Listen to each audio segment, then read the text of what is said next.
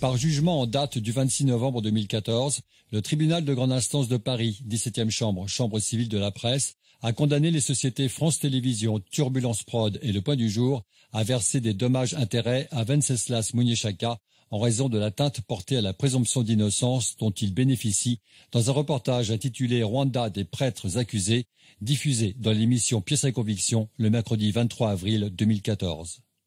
Nous précisons que France Télévisions a fait appel de ce jugement. Bonsoir à tous. La surintendance des bâtiments du roi à Versailles, une abbaye du 18e au cœur de Paris, un relais de chasse de Louis XV à Saint-Germain-en-Laye. Depuis 10 ans, l'État vend discrètement des trésors d'une grande valeur historique. De Montpellier à Paris, en passant par la Vendée, des habitants se mobilisent pour que ces biens restent dans le domaine public. Vendre notre patrimoine, est-ce une bonne solution? Les biens sont-ils correctement évalués? Où va l'argent et à qui profitent ces ventes? Patrimoine de l'État, la grande braderie, c'est la nouvelle enquête de Pièces à conviction signée Mao Chantrel. Versailles, classé au patrimoine de l'humanité.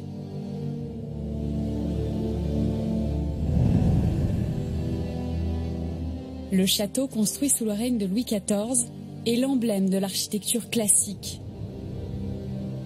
Il compte 700 pièces, plus de 2000 fenêtres et 815 hectares de parc.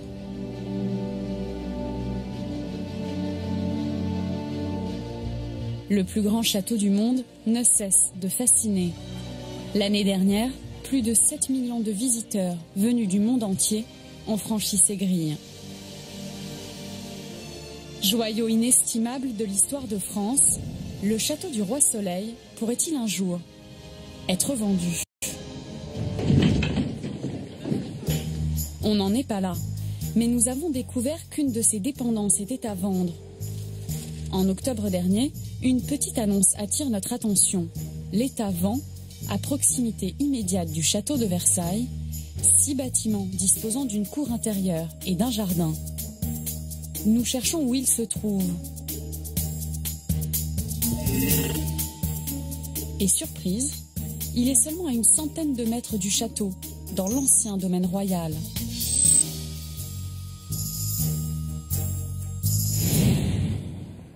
Trois mois après la parution de l'annonce, nous donnons rendez-vous à un expert.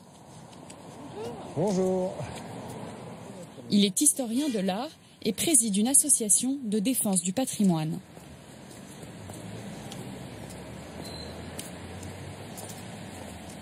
Alors ici, on est rue de l'Indépendance américaine, qui en fait s'appelait à l'origine, quand le château et la ville ont été créés, rue de la Surintendance.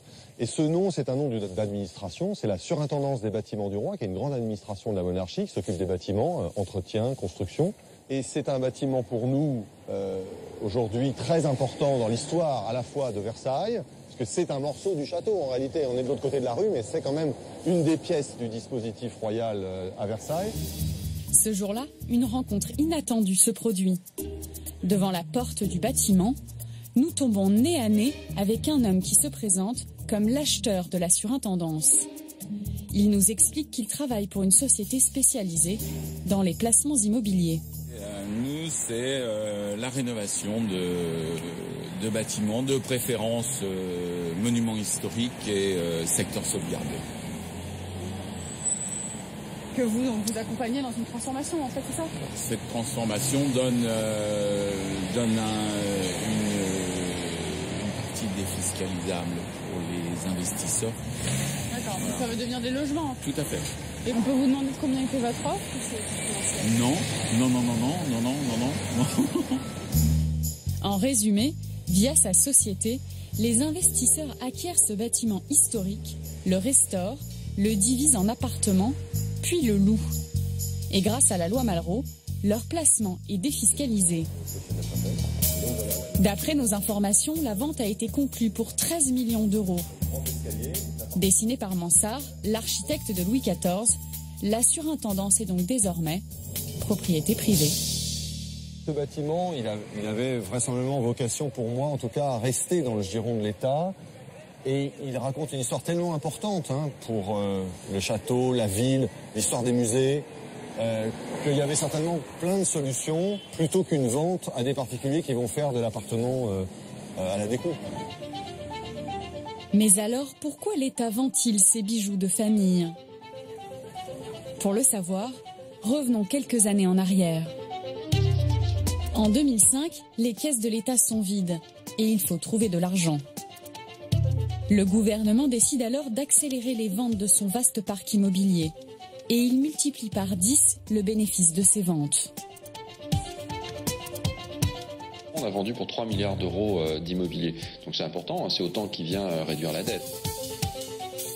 Si la politique immobilière de l'État était un jeu, il ressemblerait à ça. Nous allons découvrir quels sont les biens vendus, comment sont-ils évalués, qui sont les acheteurs, et enfin à qui profitent ces ventes. Bref, le jeu en vaut-il vraiment la chandelle? La partie débute sur la case Petites annonces.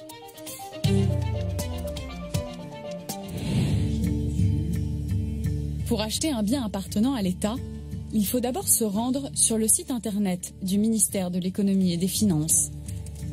C'est ici que sont publiées toutes les annonces. On y trouve des biens de prestige, comme cet immeuble de bureau à Paris, cette caserne dans le Gers, ou ce terrain à bâtir près de Nantes. Et aussi des maisons forestières, des appartements ou des parkings. Plus insolite, ce poste de douane ou ce fort de la marine. Une partie des biens est vendue par appel d'offres, le reste aux enchères.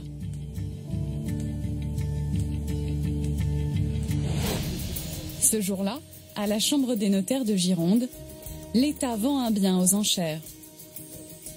Jean-Pierre Marsan achète pour louer. Il y a quelques jours, il a flairé la bonne affaire sur Internet.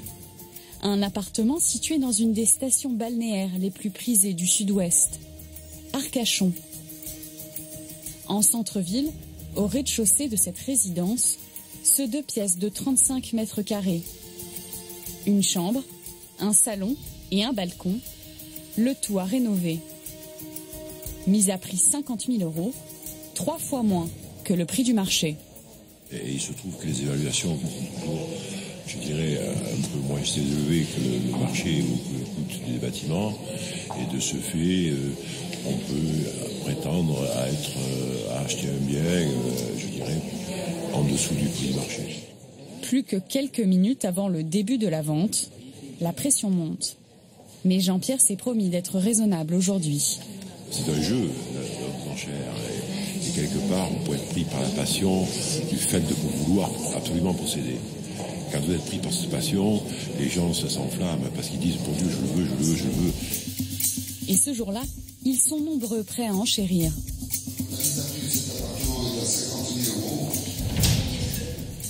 Est-ce que quelqu'un souhaite porter une enchère? Allez-y. 61 000 €, 35 €, 62 000 €. Les enchères grimpent vite, très vite. 29,91 000 €. Mais le chrono est lancé. Et le chrono, c'est la bougie. On peut enchérir jusqu'au moment où la fumée disparaît. Le 22, premier flux au 22 à 54 000 €, qui ne sera éteint que quand la fumée aura disparu. Voilà. L'appartement est parti un peu en dessous du prix du marché. Et l'État empoche 134 000 €. Jean-Pierre n'a pas eu le dernier mot. Vous êtes déçu par rapport à... moi, déçu, c'est pas le mot. C'est-à-dire que je sais que ça s'est vendu trop cher, quoi. Pour ce bien, moi, je serais allé entre 70 et 80 000 € parce que, en ajoutant les frais, il ne faut pas dépasser 100 000. Trop cher pour Jean-Pierre. Mais cette vente aura fait une heureuse. Je sais pas, on a l'impression d'avoir gagné, je sais pas, un trophée. Mon petit trophée.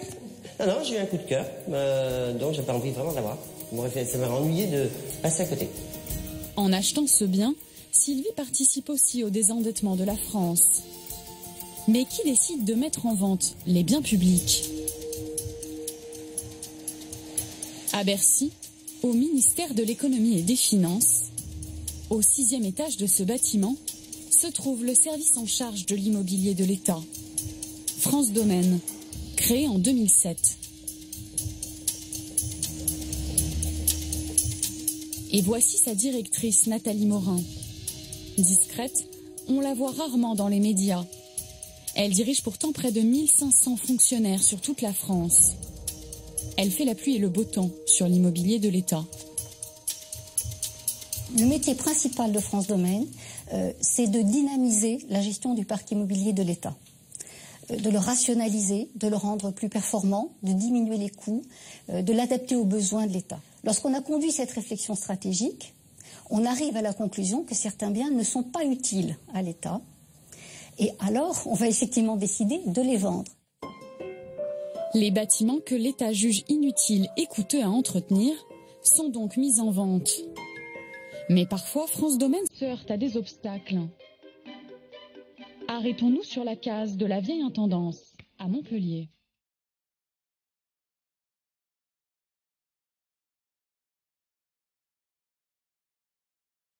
Depuis le Moyen-Âge, les sciences naturelles et médicales font partie de l'histoire de la ville. La faculté de médecine et ses jardins sont les emblèmes du patrimoine de la cité. Dans le centre historique de la ville, voici le jardin des plantes, le plus vieux jardin botanique de France. Mitoyen, le jardin de la Reine. Et entre les deux, cette bâtisse du XVIe siècle, la vieille intendance, inscrite au titre des monuments historiques. Mais en 2013, France Domaine met en vente la vieille intendance, ainsi que le jardin de la Reine.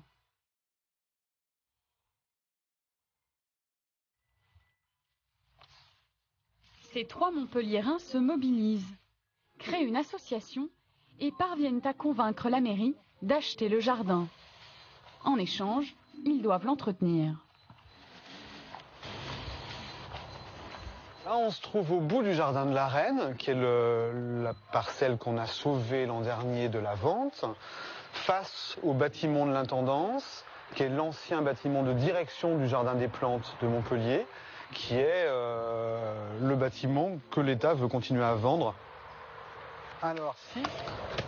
Mais cette fois, la mairie a déclaré forfait. Trop cher pour elle.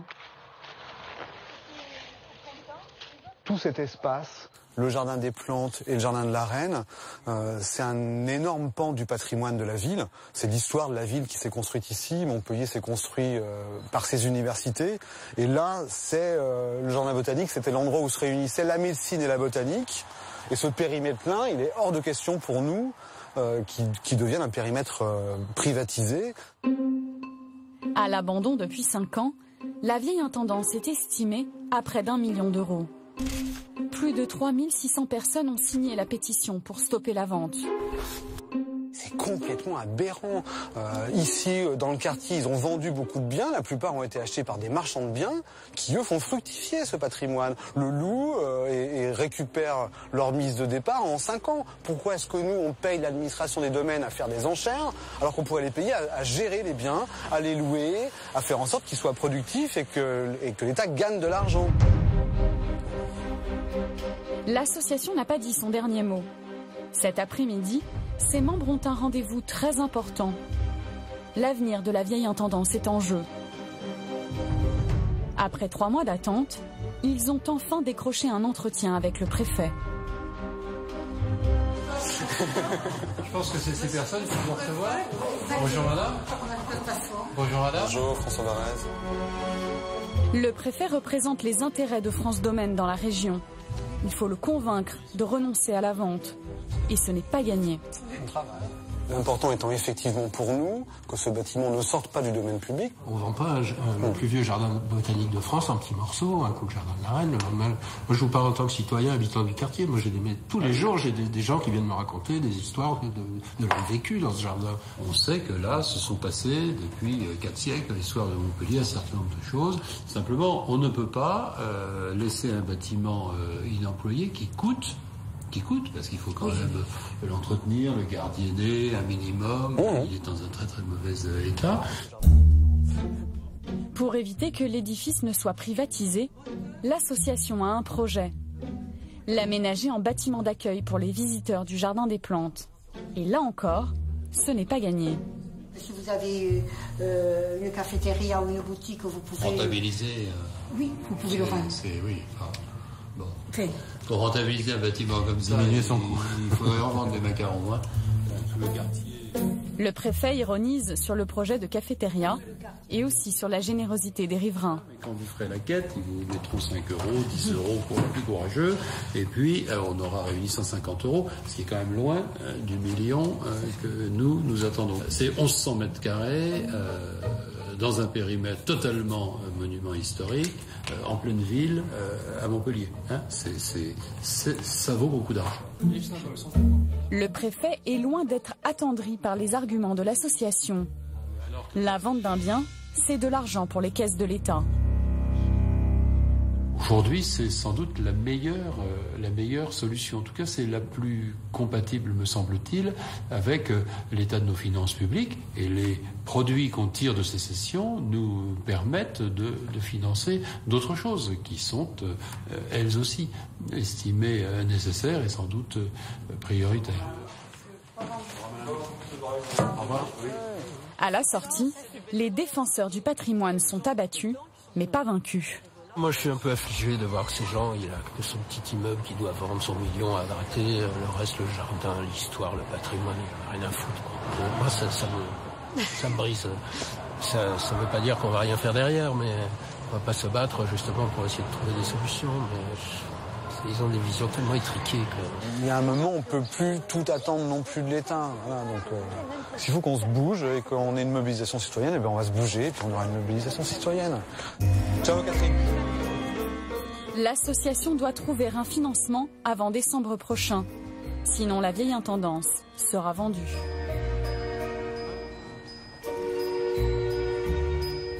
Comment France Domaine choisit-il les biens classés à mettre en vente ? Pour Nathalie Morin, la directrice, il y a 2 critères. La valeur historique et le coût de l'entretien. Il y a des biens qui ne sont pas dénués d'intérêt, qui peuvent présenter des caractéristiques architecturales intéressantes, reconnues éventuellement par un classement ou une inscription au monument historique, mais qui ne légitiment pas que l'État en conserve la propriété et en assume les coûts. L'État ne peut pas prendre en charge tous les bâtiments qui présentent un intérêt historique. Que deviennent ces bâtiments une fois vendus? Avançons de 4 cases jusqu'au pavillon de la Muette.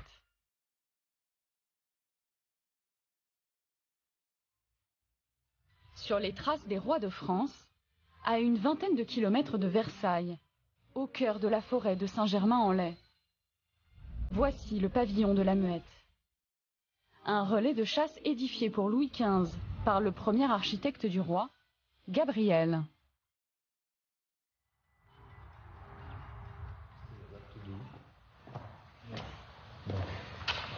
Et la visite, c'est pour bientôt. Alors ici, on est dans le vestibule sud du pavillon de la Muette, donc qui donne sur la grande allée vers le château de Saint-Germain-en-Laye. C'était la première grande pièce de réception construite sous le roi Louis XV. Frédéric Journès, haut fonctionnaire au ministère des Affaires étrangères, est le nouveau propriétaire de ce petit bijou.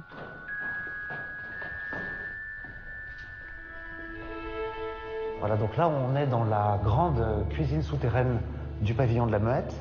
Donc c'était, il faut se l'imaginer, au temps des chasses. On chasse ici pendant l'hiver. Les équipages de chasse arrivent, une centaine de personnes entourant le roi, et il faut pouvoir préparer à déjeuner pour tout cet équipage. Et donc vous avez ces gigantesques cheminées, il y a 3 cuisines avec des cheminées un peu du même format. Elles sont très très hautes, hein, puisque je peux rentrer dedans debout sans avoir à me baisser. Vous trouvez, avec un format un peu plus petit, exactement la même salle de cuisine au Petit Trianon. Propriété de l'État depuis sa construction, le pavillon de la Muette a été laissé à l'abandon pendant 30 ans, faute de moyens.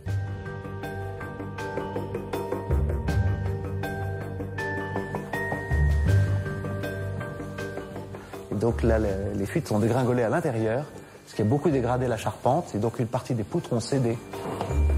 Frédéric Journès a acheté la Muette il y a 1 an, à la suite d'un appel d'offres lancé par France Domaine.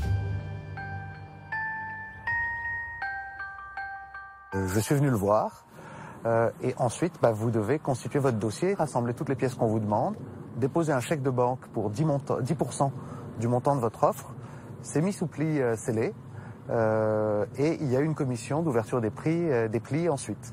Et c'est au plus offrant. On a été les mieux disants. Est-ce que je peux vous demander combien vous avez acheté le pavillon de la Muette? Ça m'a coûté le prix de mon appartement parisien, qui était un appartement d'un peu moins de 100 mètres carrés dans le centre de Paris. C'est accessible pour un particulier. L'ennui, c'est qu'ensuite les travaux, il faudrait 3 autres appartements. Et là, je les ai pas. Frédéric Journès ne nous révélera pas le montant exact de l'achat, seulement celui des travaux. Plus de 2 millions d'euros et plusieurs années de restauration. La vente du pavillon de la Muette, comme celle de la surintendance de Versailles, a exaspéré Alexandre Gady, le défenseur du patrimoine. Là, on a affaire à un bâtiment qui dit quelque chose de l'histoire de l'État, de l'histoire de la gestion de l'État, de l'histoire de l'aménagement de ces forêts autour de Paris.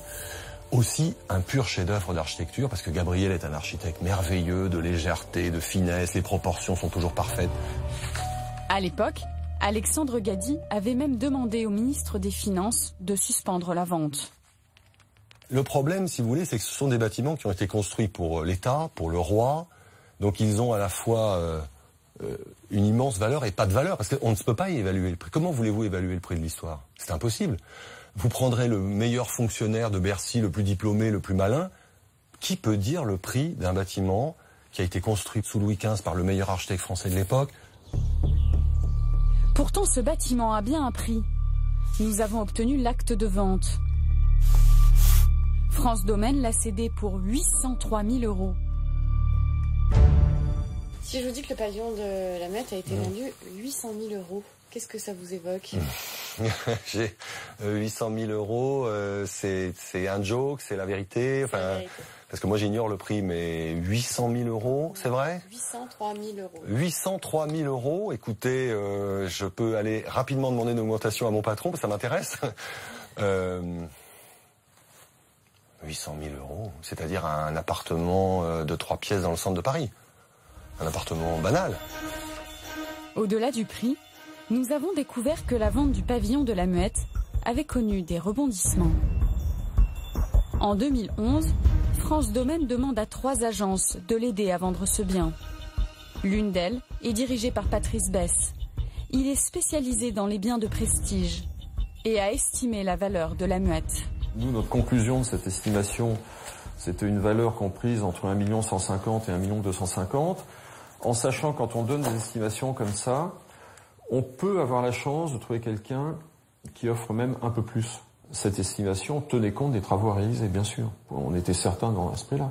Et d'ailleurs, quand on donne une fourchette, là c'est une grosse fourchette, c'est 10% d'écart entre 1 150 000 et 1 250 000. Ça veut dire que 1 250 000, on pense pouvoir le vendre, 1 150 000, on sait qu'on va le vendre. Mais France Domaine décide finalement de se passer de l'aide des agences immobilières. Très mauvaise nouvelle pour Patrice Besse. On avait plus d'une centaine de clients. Voilà, tout ça, ce sont les clients que l'on avait contactés. Mais on avait évidemment des clients qui étaient prêts à faire des offres. France Domaine a vendu le pavillon de la Muette 803 000 euros. Ces 2 hommes étaient d'accord pour l'acheter bien plus cher. Il y a 2 ans, ils étaient prêts à sacrifier leur résidence secondaire. Cette bâtisse du 19e siècle. On était prêts à vendre ici, cet endroit, pour effectivement acheter la Muette. Donc, l'offre que l'on aurait fait au domaine, puisque vous savez que c'est par appel d'offres, on était prêt à monter à 1,2 million, 1,3 million. En espérant que personne d'autre dépose une offre supérieure. Mais ça, c'est la règle du jeu. Si je vous dis que le pavillon de la Muette, il a été vendu 800 000 euros, qu'est-ce que ça vous fait? C'est le prix d'un beau pavillon de banlieue au Vésinet. Vous dites pas que sur cette vente, vous auriez pu en tirer un peu plus? Peut-être qu'on aurait pu en tirer 150 000 euros de plus. C'est possible. Je sais pas. mais c'est une vente sur 1 millier que nous avons faite en 2014. C'est 800 000 euros sur 506 millions d'euros que nous avons encaissés en 2014. On peut estimer qu'en vendant nous-mêmes sans commission, on sert aussi bien les intérêts de l'État, oui. Récemment, France Domaine a fait l'objet de sévères critiques. Dans ce rapport publié l'année dernière, la Cour des comptes constate la fiabilité encore imparfaite des évaluations des prix de cession. Et le Conseil immobilier de l'État, sorte de comité des sages, estime lui que les procédures d'évaluation actuellement en cours ne sont pas satisfaisantes. Les évaluations de France Domaine manqueraient-elles de sérieux ? Nous leur avons demandé de filmer une expertise. Ces 2 fonctionnaires sont chargés de l'évaluation de ce bâtiment public situé en région parisienne. Pas grand-chose à voir avec le pavillon de la Muette. Bonjour Madame Laurier, Karine Didier du service des domaines. Bonjour. La visite démarre par un entretien avec les occupants des lieux. On a vu que c'était un immeuble d'un rez-de-chaussée de 4 étages, donc à usage de bureau, avec un sous-sol, c'est bien ça, usage d'archives. Voilà, c'est ça. D'accord. Vous n'avez pas de parking. D'accord. Les inspectrices étudient les plans avant de se lancer dans une visite technique. C'est bien. Il n'y a pas de fuite, non. C'est bien entretenu. Pas de problème. Je regarde quand même un peu. Alors, double vitrage, PVC. Non, il n'y a pas d'air qui passe. C'est bien isolé. Sur quels critères est-ce que vous vous basez là pour faire votre évaluation ? Là, on est en train d'apprécier l'état d'entretien du bien, en fait. Voir comment il est entretenu, les matériaux aussi, est-ce que c'est de la qualité ou pas, de la vétusté, est-ce que c'est en état d'usage, est-ce que c'est neuf, est-ce qu'il y a des travaux à faire, est-ce qu'il y a eu des dégâts, des désordres. Céline est fonctionnaire depuis 3 ans. À la sortie de l'école, son diplôme d'inspecteur des finances en poche, elle choisit l'expertise immobilière publique. Quel type de biens vous avez l'habitude d'évaluer ? De tout. De tout. Des immeubles de bureaux, ça peut être des pavillons, ça peut être des appartements, des terres agricoles. Oui, ça va vraiment de la forêt, du terrain à bâtir. C'est très très varié. Des immeubles industriels, des entrepôts. C'est vraiment très varié. Et on est polyvalent. C'est ça. On est polyvalent. Polyvalence pour les évaluateurs de France Domaine. Denis François travaille dans le privé. Il nous explique que la spécialisation des experts est devenue la règle. Oui, de plus en plus. Ils l'étaient un peu moins avant, mais ils le sont de plus en plus aujourd'hui. Ils ont 1 voire 2 spécialisations, telles que le commerce, les centres commerciaux, par exemple, ou les entrepôts. Les entrepôts, c'est aussi une classe un petit peu d'actifs à part. Donc la même personne ne va pas faire une expertise de bureau, une expertise d'un monument historique ou d'une forêt? En principe, non. Il y a des gens qui sont spécialisés pour ça. Alors l'État est-il un bon agent immobilier? France Domaine a refusé que nous filmions une visite avec un client. Qu'à cela ne tienne, allons sur la case de l'homme masqué.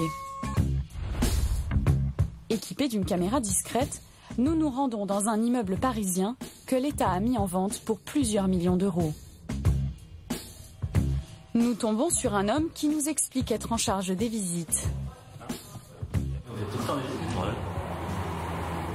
Là, ça va, il y en avait qui nous ont dit à 9h30. Ah, c'est bien passé. Mais bon, à chaque fois, ils arrivent, ils sont 8. 8 ou 9. Vous avez des étrangers parfois? Chinois, Qataris, même des Français. Moi, je suis fonctionnaire, en fait. Moi, je suis chargé d'opération. Jusqu'au conducteur de travaux, en fait. C'est pareil. Et vous êtes donc agent chargé d'opération et agent immobilier? Ouais, maintenant, ouais. Mais bon, la force est gabon, quand même. Ouais. C'est donc un fonctionnaire sans compétences en immobilier qui est chargé de faire visiter un bien à plusieurs millions d'euros. Nous avons souhaité savoir ce que la directrice de France Domaine en pensait. Ça veut dire que tout le monde peut faire visiter Non. Même des gens qui n'ont pas une compétence commerciale. Non, c'est pas tout le monde. C'est soit des représentants du service de France Domaine, soit nous nous faisons aider de prestataires, mais de prestataires dont c'est le métier, qui connaissent le bâtiment. Et non, on ne confie pas ça. Sur le bâtiment qu'on a visité, en l'occurrence, la personne qui effectue les visites n'est ni un prestataire, ni un agent de France Domaine. C'est très rare. Normalement, les personnels de France Domaine sont présents aux visites. Et là, dans ce cas-là, c'est pas le cas. Il n'y a pas d'explication. Pas d'explication. Pourtant, la visite est un des moments clés de la vente.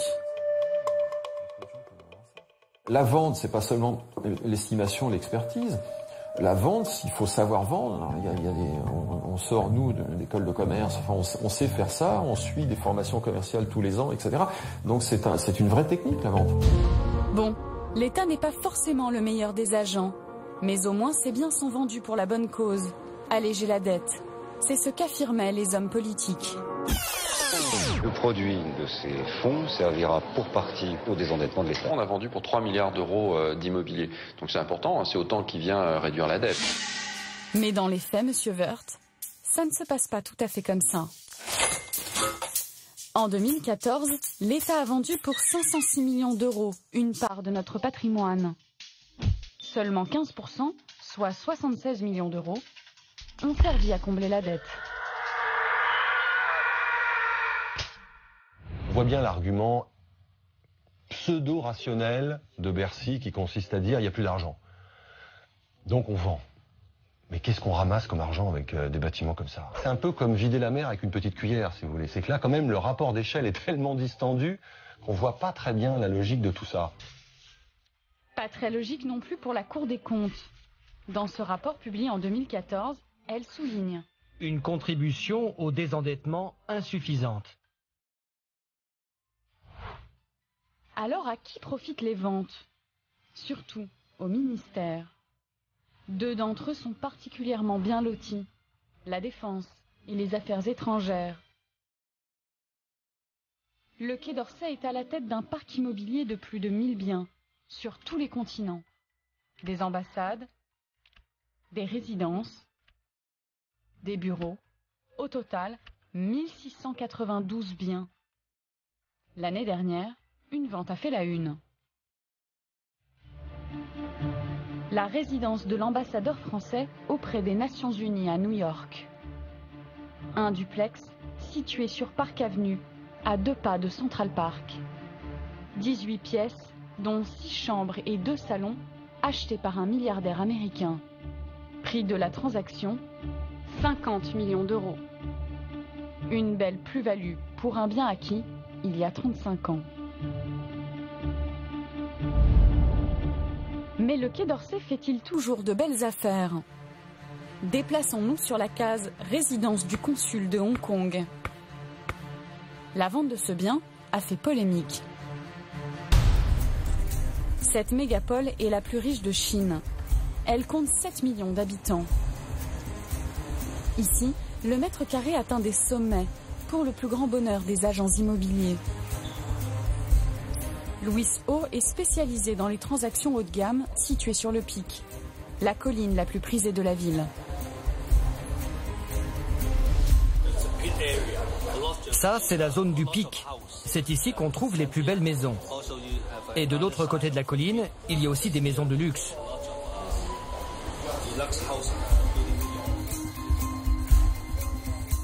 Voici par exemple 2 petites maisons assez chères. Elles coûtent entre 12 et 20 millions d'euros. Ce sont des petits cottages avec piscine. Prix moyen du mètre carré sur le Pic, 110 000 euros, 10 fois plus cher qu'à Paris. Pour se rendre dans cette zone très prisée, le mieux est de prendre le tram et grimper.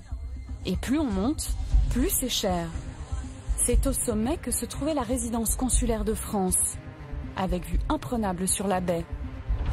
Vendu 51 millions d'euros à un fonds d'investissement chinois. Au premier abord, une très belle vente. Mais ce n'est pas l'avis de Francis Nizet. Élu à l'Assemblée des Français de l'étranger, il défend les intérêts de nos ressortissants en Asie.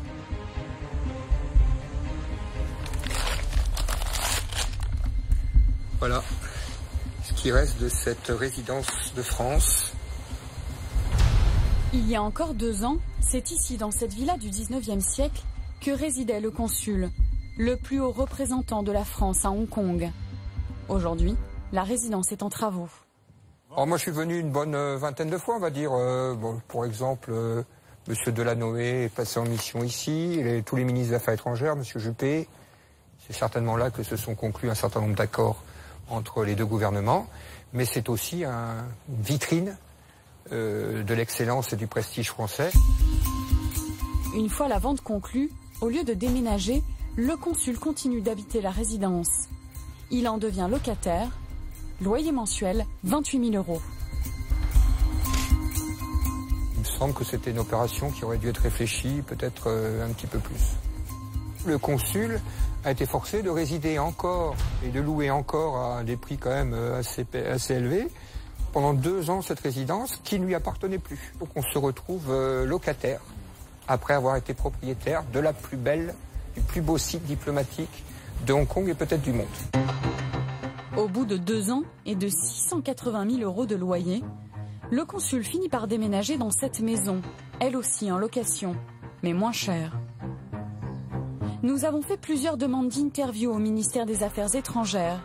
Toutes ont été refusées. Mais nous avons reçu ce mail. Ce bien aurait nécessité d'importants travaux si la France en était restée propriétaire. Le mail précise qu'un peu plus d'1 tiers du produit de la vente est destiné à acquérir de nouveaux locaux pour le consulat général à Shanghai. À Paris, pour le président du Conseil immobilier de l'État, l'histoire de la résidence du consul à Hong Kong n'est pas une exception. Quand on voit ce qui se passe sur le terrain, comment on utilise aussi mal l'argent de l'État, eh bien, on a effectivement des progrès à faire. Donc pour moi, je ne suis pas satisfait, comme président du Conseil de l'immobilier d'État, comme rapporteur du budget de l'immobilier de l'État, je ne suis pas satisfait de la gestion de cet immobilier. Et qu'en est-il pour l'autre grand ministère ? La Défense. Elle dispose de tout type de biens, parfois insolites. Des châteaux, des casernes, des aérodromes, des soutes à carburant ou même des forts. Chavagnac, par exemple, situé face à la ville de Cherbourg dans la Manche, a été mise en vente il y a 8 ans. Mais faute de repreneur, il est aujourd'hui à l'abandon.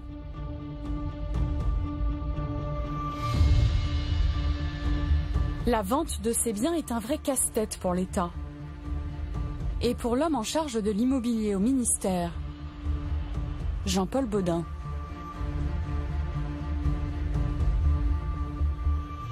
La principale difficulté, je crois, c'est la taille des emprises que nous cédons. Par exemple, quand on décide la fermeture de la base aérienne de Reims, on se retrouve avec une emprise qui fait plusieurs centaines d'hectares, répartis sur plusieurs communes. Nous avons demandé au ministère de la Défense de nous faire visiter un de ces biens si compliqués à vendre. Le rendez-vous est pris en Vendée. En 2009, dans le centre de Fontenay-le-Comte, le ministère de la Défense met en vente une caserne du 19e siècle, la caserne Béliard, et ses écuries à l'architecture exceptionnelle.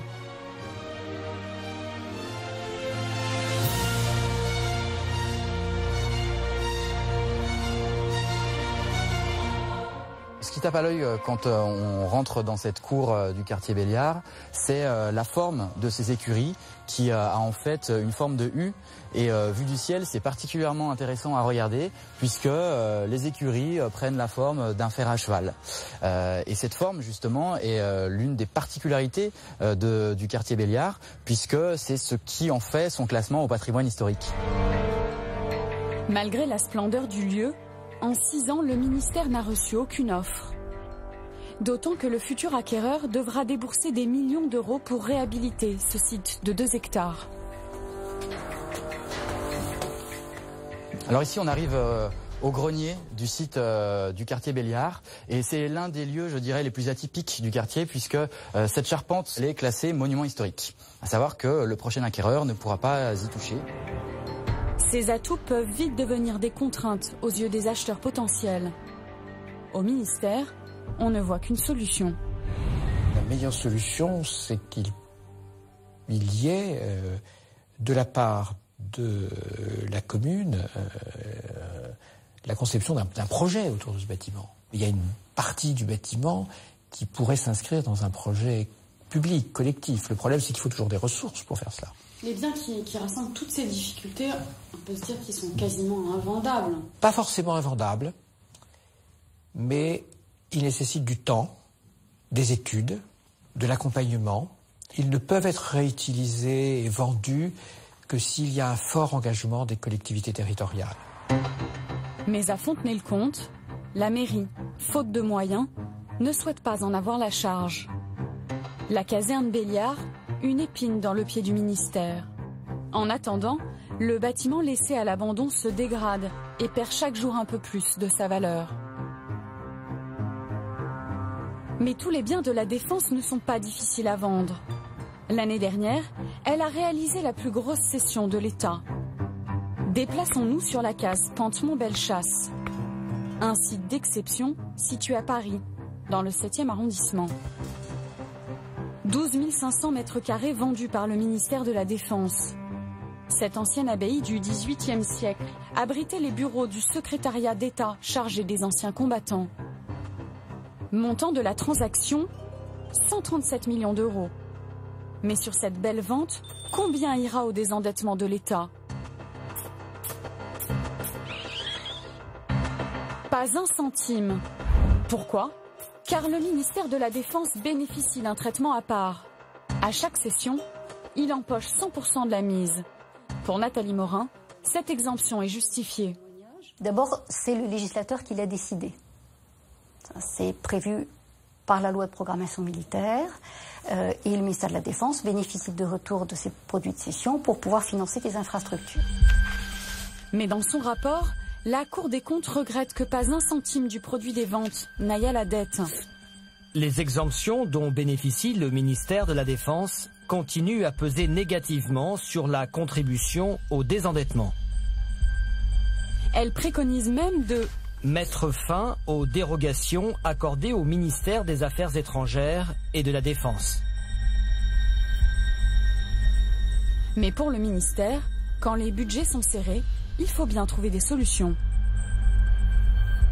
La Cour des comptes l'a peut-être critiqué à plusieurs reprises, mais la Cour des comptes a aussi constaté à plusieurs reprises que le ministère de la Défense avait des difficultés financières à réaliser les lois de programmation militaire.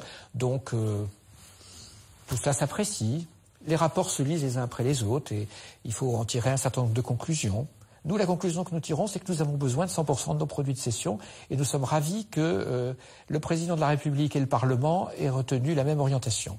Est-ce que il est sain qu'un ministère comme le ministère de la Défense, avec les mesures qui sont à prendre, avec les opérations extérieures qui se mènent, voit son budget sur plusieurs années dépendre du produit de la vente? Moi, je dis non. Malgré les désaccords, le ministère de la Défense a empoché les 137 millions de la vente du site de Pantemont-Bellechasse. Reste une dernière question. Qui a donc les moyens d'acquérir un bien pour un tel montant? L'acheteur est une société spécialisée dans l'achat d'immeubles situés dans les beaux quartiers de la capitale. La foncière des 6e et 7e arrondissements de Paris. Ce spécialiste de l'immobilier public la connaît bien. De qui se compose cette foncière? Essentiellement des groupes d'assurance, donc des gens qui ont beaucoup de liquidités, qui ont besoin de les placer, d'avoir un retour relativement garanti sur investissement. Nous avons cherché à contacter la foncière. Je vous ai contacté il y a plusieurs semaines pour vous faire une demande d'interview et je suis toujours sans réponse. Je voulais savoir ce qu'il en était. Je n'ai pas du tout d'informations à ce sujet, madame. Je suis désolée. Et vous pensez que vous allez pouvoir revenir vers moi Je n'en ai aucune idée, madame. Là, vraiment, La foncière ne nous a jamais rappelé. Nous avons donc sollicité ses actionnaires de grands groupes d'assurance. Covea, le Crédit Mutuel Vie ou Alliance. Personne n'a souhaité nous répondre. Spécialisée dans la revente de biens de prestige, en 10 ans, la foncière a acquis près de 360 millions d'euros de biens publics d'exception. Cette foncière, elle fait de l'acquisition de biens. Après avoir acquis les biens, généralement, elle les remet en état. Elle le remet en état pour une exploitation commerciale ou privative. Et puis après, elle va revendre ces biens. Et ça, France Domaine ne sait pas le faire. C'est-à-dire qu'elle n'a pas le carnet d'adresse. Elle n'a pas la fibre commerciale qui permette d'aller chercher le client là où il est. Le client, pour un immeuble éventuellement de prestige, les capacités de pouvoir le remettre en état et le vendre à meilleur prix. Ça, France Domaine ne sait pas le faire. Et la foncière du 6e, 7e sait parfaitement le faire. En 2006, la société achète cet immeuble à France Domaine, 31 millions d'euros, et le revend plus du double en 2011 à la République d'Azerbaïdjan. Montant de la plus-value après rénovation, 14,8 millions d'euros. Mais alors pourquoi l'État ne restaure-t-il pas ces biens de prestige pour les vendre à un meilleur prix ? Nous ne sommes pas une foncière. Nous n'avons pas les compétences juridiques et pas les moyens budgétaires de conduire des opérations de restructuration massive pour ensuite revendre. Ce sont donc d'autres acteurs qui le font. Ils investissent, ils prennent un risque, ils tirent une plus-value. C'est la loi du marché, il y a strictement rien à dire. On fait le choix de vendre les biens dont on n'a pas l'utilité. On ne fait pas le choix de les restructurer, ce qui supposerait évidemment d'investir. Et dans le contexte budgétaire actuel, c'est pas un choix qui est pertinent. En 2015, l'État devrait mettre en vente ces 7 bâtiments qui abritent des bureaux du ministère de la Défense. Plusieurs dizaines de milliers de mètres carrés à rénover dans l'îlot Saint-Germain, près des Invalides. Et de belles plus-values pour les futurs investisseurs. Le malheur des uns fait souvent le bonheur des autres.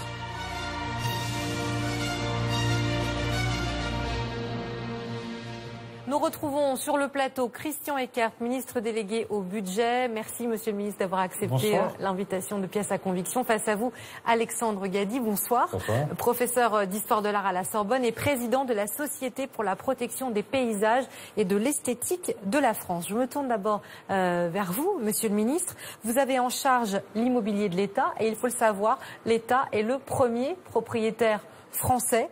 L'État, c'est nous, les citoyens. Nous possédons par exemple 15 millions de mètres carrés de bureaux. On a calculé, ça fait à peu près 66 tours Montparnasse. Est-ce qu'on connaît, Christian Eckert, la surface totale de l'immobilier de l'État? On est autour de 65 millions de mètres carrés au total. Mais bien évidemment, il peut y avoir des estimations qui peuvent être revues, mais c'est autour de ce chiffre. Pour une valeur patrimoniale, mais là encore, il y aurait beaucoup à dire, qui tourne autour de 60 milliards d'euros.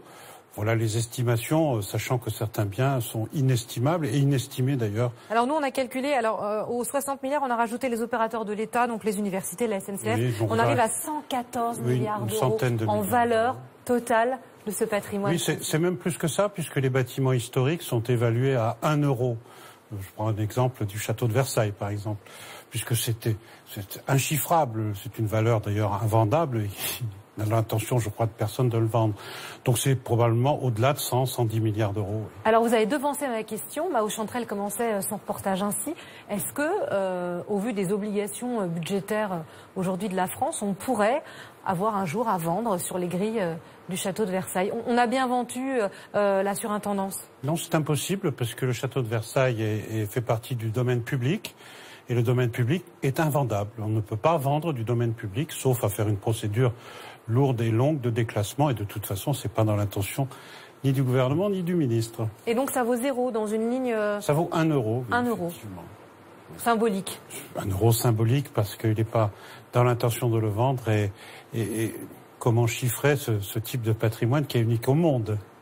Alexandre Gady, est-ce que vous pouvez nous recontextualiser tout ça, ces bâtiments, c'est notre histoire, c'est notre patrimoine. Pourquoi est-ce que c'est si important ? C'est important dans un moment où on s'interroge beaucoup. En France, c'est un pays qui traverse une crise un peu psychologique. On se pose beaucoup de questions sur nous-mêmes. C'est intéressant aussi de regarder le patrimoine comme un baromètre de ce qu'on a été, de ce qu'on est, de ce qu'on peut encore être. C'est un bon étalon. Et c'est pourquoi les associations de défense du patrimoine, comme celle que j'ai l'honneur de présider, sont un tout petit peu inquiètes qu'en réalité, depuis maintenant 2010, une proposition de loi qui avait fait déjà une navette entre l'Assemblée et le Sénat soit restée bloquée, la proposition Ferrat sur le Haut Conseil du patrimoine, qui était une idée au fond assez banale, qui consistait à conseiller Bercy, qui n'est pas un très bon gestionnaire, comme l'a montré cruellement, je trouve, votre reportage, dans la vente des bâtiments importants, parce que le ministre l'a dit, l'État est propriétaire d'un immense inventaire à l'après-vert, dans lequel il y a des casernes désaffectées, des gares, d'anciennes sous-préfectures, des banques de France, et puis quelques perles du patrimoine qui représentent tellement peu dans le pourcentage général de nos dettes que le sacrifice de leur vente est absolument absurde. Et contrairement à ce qu'a dit, je crois, le ministre à l'instant, il est très facile de vendre. Il faut déclasser du domaine public vers le domaine privé. C'est ce que montre votre reportage sur le pavillon de la Muette, qui est la grande faute de l'État l'année dernière, 2014, avec un prix ridiculement bas. En plus, non seulement on vend des merveilles, mais on les vend mal. Et je crois que dans l'affaire du pavillon forestier, le ministère de la Culture n'a rien vu. C'est-à-dire l'ancien relais de chasse, de Louis XV, voilà, classé monument historique. Si vous voulez, on va refaire forêt de Manial. Non, mais si vous permettez, on peut refaire dossier par dossier un certain nombre de points en ce qui concerne le domaine forestier auquel il a été fait allusion. Non, mais c'est vrai que ça frappe les gens, ce pavillon classé. Il faut savoir dans quel état il était. 800 000 euros, c'est un petit appartement à part, enfin un petit appartement à 3 pièces à Paris. Il faut savoir dans quel état il était. Il n'y avait plus de plancher entre le rez-de-chaussée et le premier étage. Il a été mis en vente, il a été libre, il a été vandalisé. Alors c'est vrai qu'il y a eu à l'époque, de la part du gestionnaire, à savoir l'ONF, un manque d'entretien et il y a eu aussi un certain nombre d'errements, je dirais, de l'agence immobilière qui était chargée de le vendre. On pourrait revenir sur tous ces points de détail. Je pense que l'État n'est pas un mauvais gestionnaire. L'État a progressé dans sa gestion du patrimoine. Il n'est pas question que l'État brade du patrimoine historique, c'est soumis à des règles. Et pour reprendre la suggestion que vous faisiez, la loi création qui va être étudiée au Parlement et portée par le ministère de la Culture prévoira un dispositif qui aura, au-delà de ce qui existe déjà aujourd'hui, on a déjà besoin de l'avis du ministère de la Culture pour vendre ou pour classer ou pour déclasser un certain nombre de biens. On ira au-delà, mais je crois qu'il n'y a pas eu de faute de gestion, notamment sur cet exemple. On va avancer, messieurs, sur cette question que sous-entendait Alexandre Gady. Pourquoi vendre ? Monsieur le ministre, quand l'État a commencé à vendre largement son patrimoine, on nous a dit, on l'a encore entendu dans le documentaire, c'est pour rembourser la dette. Or, en réalité, seulement 15% des ventes comblent la dette. Est-ce qu'on nous a roulé dans la farine ? Non, écoutez, moi je n'ai jamais dit que l'État vendait pour rembourser la dette. Moi je n'ai jamais dit ça et ce gouvernement ne l'a pas dit. La question est de bien gérer. Bien gérer, c'est pas seulement vendre ou ne pas vendre. Bien gérer, c'est avoir un patrimoine qui est en adéquation avec les besoins. Sur les plus de 100 millions de mètres carrés qui existent, il y a quelques bâtiments historiques, on vient de les évoquer. Mais quand on a commencé à vendre en 2010, l'argument pour justifier, c'était quand même de combler les caisses. Non, la question est de savoir que sur certaines opérations, certains biens dans lesquels se trouvent des bureaux, se trouvent des ministères, ne sont pas en adéquation avec les besoins. Parce que c'est pas accessible aux handicapés, parce que ce sont des fuites thermiques, ce n'est pas aux normes d'aujourd'hui pour recevoir du public. Et dans certains cas, c'est vrai que l'on peut vendre certains immeubles, soit pour construire, soit pour acquérir, soit pour louer. Nous vendons à peu près 500 millions de patrimoine tous les ans sur un total dont on est d'accord qu'il dépasse les 80 milliards.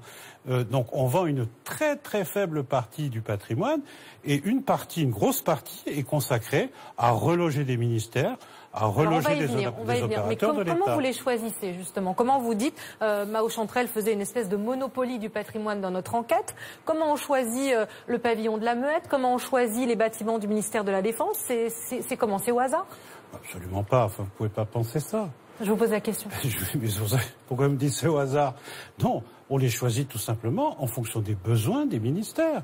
Si vous avez un ministère qui se restructure, qui centralise en un endroit qui n'est pas forcément d'ailleurs au centre de Paris, qui centralise ses services et ses administrations, ça libère des bâtiments. Ensuite, on s'interroge sur l'opportunité de les réutiliser.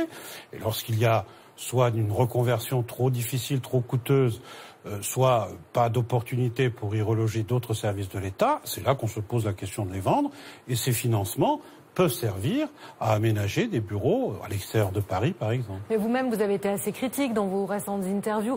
Dans notre reportage, on a la résidence de l'ambassadeur à Hong Kong qui a été vendue, puis ensuite l'ambassadeur a dû rester, a dû payer un loyer. Est-ce que c'est toujours très cohérent ce qu'on fait? Évidemment, mais qu'est-ce qu'on aurait dit si on disait aux Français en période de difficultés budgétaires qu'on laisse un ambassadeur et sa famille loger dans un appartement qui vaut 50 millions d'euros? Est-ce que c'est de bonne gestion que de dire que la famille et l'ambassadeur soient logés dans un appartement à 50 millions d'euros? Quelques loyers pour pallier au raccordement de l'acquisition. Mais pourquoi? Parce que vous savez fort bien que quand on vend un bien, il faut le restructurer, que l'acheteur sait qu'il y a un temps pour la restructuration, pour établir le dossier, et on le vend mieux si on lui garantit 1 ou 2 ans de ressources. Alors, Alexandre Gady, est-ce que vous comprenez les arguments de Monsieur le ministre? Il y a certains biens qui sont en piètre état, qui coûteraient peut-être, je ne sais pas, trop cher à rénover, qui ont été dégradés. Est-ce qu'on doit tout garder? Est-ce que ça ne coûte pas trop cher de les garder à tout prix? Non, je redis que les associations qui sont composées de citoyens raisonnables et d'ailleurs contribuables sont tout à fait d'accord avec l'idée que l'État réduit la voilure, on a changé de paradigme politique, l'État centralisé c'est fini, tout change. On a moins d'argent, vraisemblablement, manifestement. Si on lit les rapports de la Cour des comptes les uns après les autres, comme le dit une des personnes du reportage, on n'est quand même pas édifié. Bon, donc il faut vendre. Après, la question c'est, est-ce qu'on vend bien? Alors là, il y a le débat avec des professionnels de l'immobilier qui, dans le reportage, ne sont pas convaincus par les talents des gens de Bercy, mais ça, c'est leur point de vue. Moi, je suis pas agent immobilier. Moi, je suis historien de l'art. Ensuite, je suis désolé, là, je pense pas qu'on puisse dire que ce soit toujours raisonné. La preuve, c'est qu'il y a des choses qui apparaissent sur le site de Bercy, puis ensuite qui sont enlevées en catastrophe.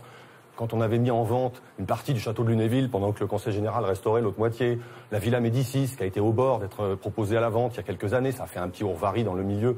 Donc ça, ce sont des signes, si vous voulez, pas très sains d'une gestion un peu au fil de l'eau.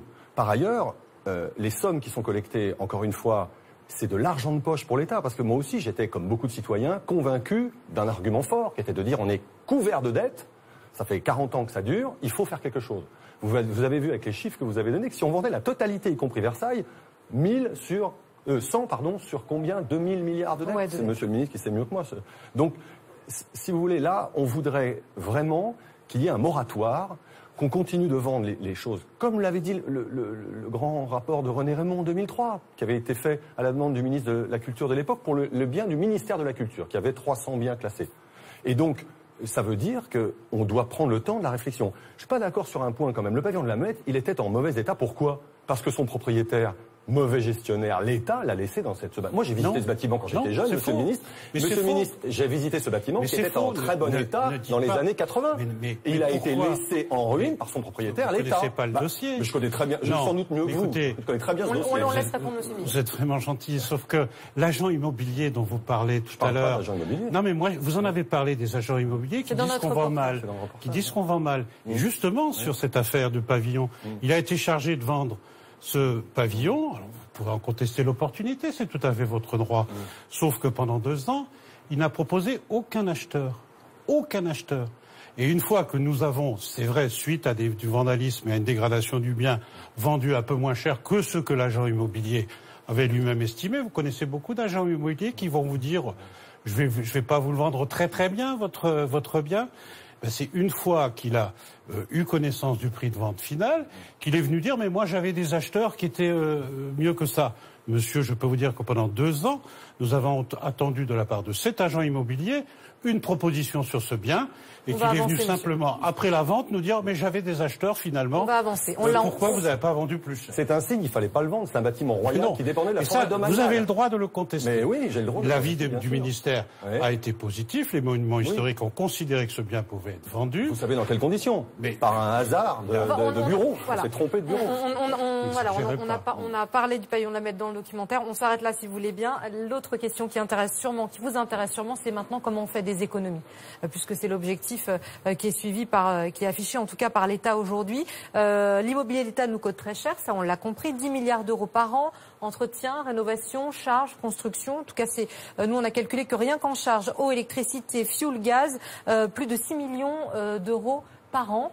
600 millions d'euros par an. Où est-ce qu'on peut faire des économies, Monsieur Eckert? On peut faire des économies en ayant une surface qui est adaptée à nos besoins. On a encore trop de ministères qui ont des biens qui sont surdimensionnés. Les 12 mètres carrés de bureaux par agent, c'est pas On n'y est terrible. pas tout à fait, on s'en rapproche, mais on n'y est pas encore. Il y a encore des efforts à faire.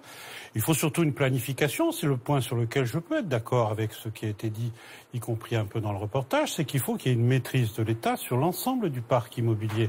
On a un peu tendance à ce que chaque ministère se recroqueville un petit peu sur lui-même et protège, si j'ose dire, son précaré. C'est ce pourquoi je me bats, pour donner à France Domaine l'initiative des schémas immobiliers de l'État pour avoir une parfaite adéquation des biens que l'on doit conserver, que l'on doit moderniser, éventuellement que l'on doit céder pour acquérir en des lieux qui sont moins coûteux et dans des bâtiments qui sont plus fonctionnels. Parce que, je vous donne un seul exemple. Est-ce qu'on pourrait imaginer aujourd'hui que le ministère des Finances puisse être au Louvre, rue de Rivoli, comme il l'a été jusque dans les années 80 ? Aujourd'hui, il est à Bercy, on peut le contester, mais je crois que la fonctionnalité, l'évolution des mœurs et des bureaux... Parfois, même là-bas, l'espace manque, visiblement, puisqu'il y a des années. Même là-bas, parfois, l'espace manque. Oh, pas spécialement à Bercy, oui, dans certaines annexes, mais pas spécialement au ministère de Bercy. Vous savez, les mœurs évoluent, les techniques évoluent. Aujourd'hui, on ne fait pas des bureaux comme on le faisait dans les années 80, c'est tout à fait normal. Monsieur le ministre, un autre chiffre, pardonnez-moi, il y a beaucoup de chiffres ce soir, mais c'est important et puis ça illustre bien. L'État possède 15 millions de mètres carrés de bureaux, on le disait au début de l'émission. L'État est aussi locataire dans certaines villes et dépense, selon nos calculs, 1,2 milliard € par an en loyer. Pour tous les bons pères de famille qui nous regardent, ils vont sauter au plafond. Comment on peut posséder 15 millions de mètres carrés de bureaux et en même temps louer pour plus d'1 milliard par ailleurs? Est-ce que c'est une bonne gestion? Parce que l'État a beaucoup d'administrations à loger. On nous reproche d'un côté de vendre des biens dont on n'a pas besoin, et puis d'un autre côté de louer lorsque l'on a des besoins, de plutôt louer que d'utiliser les biens que l'on possède. La bonne gestion, c'est de regarder ville par ville, bâtiment par bâtiment, service d'administration par administration. Mais les baux quels sont sont bien les besoins. négociés? Les baux sont beaucoup mieux négociés qu'ils ne l'ont été. Nous avons un service maintenant qui centralise la négociation des baux, parce que vous avez raison, il y a parfois le même propriétaire qui loue plusieurs bâtiments à l'État, et nous veillons maintenant à ce que France Domaine fasse des appels d'offres, je veux dire des négociations avec les bailleurs, de façon globale, et nous avons tiré des économies, c'est vrai, de ce type de pratique. Certaines administrations et ministères, vous le disiez, font de la résistance, ou certains ministres même ne veulent pas quitter leur ministère, mais en même temps, ça les protège aussi. Ça protège en tout cas les bâtiments. En tout cas pour la défense, Monsieur Le Drian, il n'a pas tellement envie d'aller à Ballard. C'est aussi une façon de protéger. C'est ce que M. Balladur avait fait avec le Louvre rue de Rivoli, effectivement. Il garde. C'est une façon aussi. Non, vous avez un message à lui faire passer. Il faudrait qu'il passe à Ballard, M. Le Drian. Ce sont des discussions que nous avons entre ministres et bien sûr au niveau du Premier ministre. L'important, c'est d'avoir une gestion rationnelle. Est-ce qu'aujourd'hui, la présence des ministères au centre de Paris est une nécessité? Mais ils ne montrent pas l'exemple en même temps. Écoutez, il y en a qui montrent l'exemple. On a installé en périphérie de Paris un certain nombre de ministères. Et les services du ministère de l'écologie sont maintenant dans la grande arche de la Défense. Bercy, je crois, est en périphérie de Paris, c'est le moins que l'on puisse dire. Et je crois que finalement, on s'en porte plutôt bien. Alexandre Gadi. Oui, là encore, on pourrait évidemment voir un peu les choses différemment. Ce qui me gêne dans France Domaine et dans ce qu'on a c'est l'organisme qui gère le patrimoine immobilier de l'État et qui s'occupe des cessions et de la gestion. France Domaine qui vend. Non, c'est moi qui signe. D'accord. Alors, je prends mes responsabilités. Je crois que certains ministres ont été payés pour le savoir. Voilà. Ce qui est gênant, si vous voulez, c'est que c'est une logique comptable. C'est bien la logique comptable. Mais moi, je suis comme Jean Zay qui vient d'entrer au Panthéon. Je ne crois pas à la mystique de l'équilibre budgétaire comme horizon indépassable de la politique. Voilà. Et il se trouve que dans l'affaire, par exemple, on le voit dans le reportage, pas tellement effectivement le bien de Hong Kong, mais plus intéressant encore l'appartement de New York. Oui, le grand appartement au-dessus de Central Park. Voilà. Très intéressant. Là, on voit la perte de sens. C'est ça aussi qui m'inquiète et qui interroge les citoyens. La perte de sens, ça veut dire quoi? On sait bien que la France n'est plus un très grand pays, mais on a encore beaucoup d'atouts. Et notamment, dans ces atouts, il y a le soft power, qui est quand même décisif dans notre société de médias et d'images. Vous connaissez l'anecdote merveilleuse de Talleyrand qui se met en route au Congrès de Vienne parce que la France va être découpée en morceaux après la chute de Napoléon. Le roi lui demande « Que voulez-vous ?» Et il répond à Louis XVIII « Un très bon cuisinier ». Il a reçu tous les diplomates à sa table et tout le monde a trouvé que la France était un pays formidable. Bon, c'est oui, une ça petite anecdote. participe à la diplomatie, Bien à sûr. l'influence. Alors, cet appartement, 40 millions d'euros, c'est très bien, mais objectivement, on a perdu là une façon... Parce qu'on a dit tout à l'heure, l'ambassadeur et sa famille, c'est quand même plus compliqué que ça. Il reçoit, on sait qu'il fait des choses qui sont pas forcément publiques par la force des choses dans la politique. Il n'a pas été relogé dans une cabane, hein. J'imagine bien, mais on perd des choses d'exception pour des sommes qui sont plus ou moins importantes. Et puis, un matin, un ministre se lève et vous dit, il n'y a plus d'écotaxe, ça coûte 800 millions à rembourser. Vous voyez, les échelles sont complètement distendues. Et donc, du coup, on perd en permanence du sens et de l'identité au profit d'une logique comptable. Et je suis désolé, mais il me semble quand même que la France mérite un tout petit peu mieux que cette politique de logique comptable. La logique budgétaire ou analytique, horizon indépassable de la politique de l'État aujourd'hui? Non, mais je réfute le fait qu'il y ait une logique comptable. Il y a une logique de gestion, de bonne gestion. Depuis 2010, c'est le cas. On a inséré une logique comptable dans la gestion patrimoniale de l'État. Ça a toujours été le cas. Il y a toujours eu une gestion. Aujourd'hui, elle est devenue plus globalisée. En tout cas, on a recensé. Et moi, je m'en félicite. Elle est devenue beaucoup plus globalisée. Elle est devenue beaucoup plus moderne. Et moi, je m'en félicite. Comment est-ce que les Français comprendraient qu'on laisse vivre un certain nombre de nos administrations dans des bâtiments qui sont surdimensionnés, qui ne répondent pas aux normes de l'exigence d'aujourd'hui. J'ai parlé d'accessibilité, j'ai parlé aussi en termes de dépenses d'énergie. Comment pourrait-on le supporter alors même que nous demandons des efforts financiers? Nous prenons garde au patrimoine culturel, au patrimoine historique. Il n'est évidemment pas question d'aller négocier, mettre sur le marché des bâtiments qui en font partie du patrimoine historique majeur de notre pays, mais nous devons assurer, et les Français nous le demandent, une bonne gestion de notre patrimoine immobilier. Vous donnez quelques exemples de bâtiments, emblématiques, mais il y a dans les 15 millions de mètres carrés de bureaux que vous évoquiez, des bâtiments dans toute la France, il y en a dans toutes les villes de France, et toutes les administrations doivent avoir des locaux en rapport avec leurs besoins. Lorsque l'on réduit la voilure de l'État, ça passe aussi par une gestion intelligente. C'est pas forcément une logique comptable, mais une gestion intelligente et coordonnée du patrimoine immobilier. Alors néanmoins, pardonnez-moi de vous apporter la contradiction, mais c'est Bernard Cazeneuve lui-même qui le disait. Pour Ballard, le chiffrage en coût des nouveaux bâtiments en fonctionnement serait plus élevé que ce qui existait avant. Donc où est la logique comptable s'il y en a une? Je ne crois pas que ce soit Bernard Cazeneuve qui ait décidé de l'opération. Non, mais en tout cas, c'est lui qui l'a estimé. Moi, je connais l'opération de Ballard, madame. L'opération de Ballard, elle a été décidée par un gouvernement qui a décidé de faire un partenariat privé-public. Ce partenariat privé-public est un désastre financièrement. Je vous l'accorde. Sauf que lorsqu'en 2012, cette majorité est arrivée au gouvernement, l'opération était lancée, les contrats étaient signés. Revenir sur ces contrats, vous parliez de l'écotaxe, avait des conséquences bien plus importantes, des conséquences bien plus importantes que ne l'a eu la renonciation au contrat avec la société Ecomove. Vous le dénoncez, M. Eckert, ce contrat? Oui, j'étais député à l'époque, rapporteur général du budget, j'avais auditionné d'ailleurs les gens qui avaient conduit ce dossier, et je maintiens que faire un partenariat privé-public comme il a été monté sur cette affaire n'était pas une bonne opération. Ceci dit, elle était lancée et commencée lorsque nous sommes arrivés. Et aujourd'hui, si nous envisageons effectivement d'y regrouper, comme c'était prévu, les services du ministère de la Défense, eh bien, nous veillerons à bien valoriser les bâtiments qui seront libérés par ces services qui vont s'y rassembler. Oui, je suis content d'entendre le ministre nous dire que donc il ne va pas signer la circulaire de vente qui va arriver sur son bureau de la vente du pavillon du Butard, classé monument historique, en parfait état, lui, autre pavillon royal de chasse, dont le Premier ministre a autorisé la cession au privé le 12 février 2015, acte que notre association a attaqué devant les tribunaux. Donc vous ne signerez pas puisque c'est un bâtiment en bon état, monument historique, royal, et qu'il n'a rien à voir avec les économies que vous recherchez. Je m'en réjouis. Écoutez, le moment venu, je prendrai mes responsabilités, comme je l'ai toujours fait, et j'assume toutes les ventes qui ont été faites, à chaque fois après un examen particulièrement attentif.